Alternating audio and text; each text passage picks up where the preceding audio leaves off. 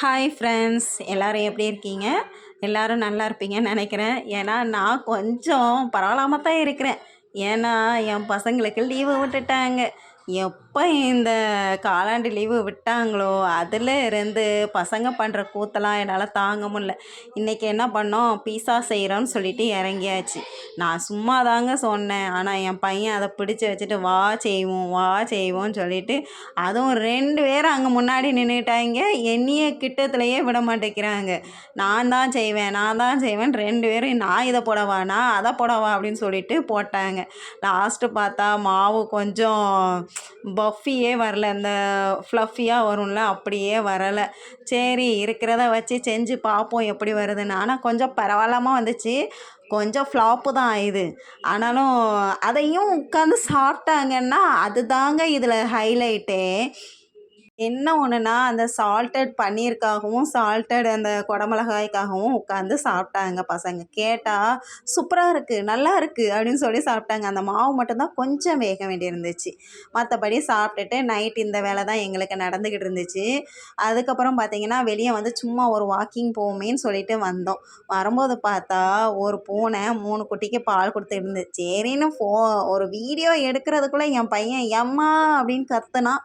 முடிஞ்சிருச்சு. அது உள்ளக்க ஓடுறேன்னு சொல்லிட்டு ஓடிடுச்சு. முதல்ல 2 குட்டி தான் போணுச்சு. இது அது பாட்டில் நின்றுட்டுருக்கே அப்படின்னு பார்த்தா அதுவும் அதுக்கப்புறம் பின்னாடியே ஓடிருச்சு. சரின்னு கொஞ்ச நேரம் வாக்கிங் போயிட்டு வீட்டுக்குள்ளே அப்போ தான் என்ட்ரு ஆகிறேன். என் பையன் வந்து எம்மா தெருவில் இது கொட்டடிக்கிறாங்கம்மா, வாமா சாமிலாம் வருதுமா அப்படின்னு சொல்லி கூப்பிட்டாப்புல. போனோம் போய் பார்த்தோம். பாருங்கள்.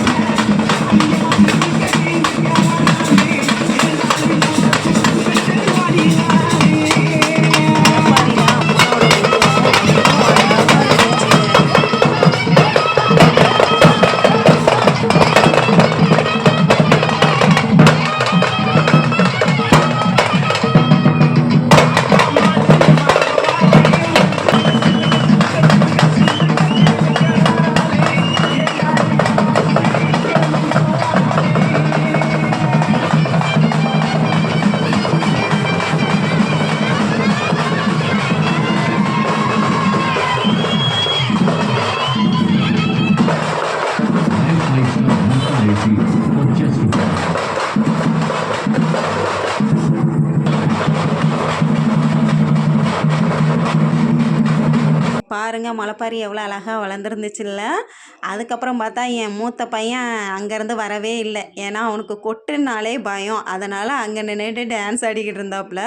அவனும் ஒரு வீடியோ எடுத்தேன்.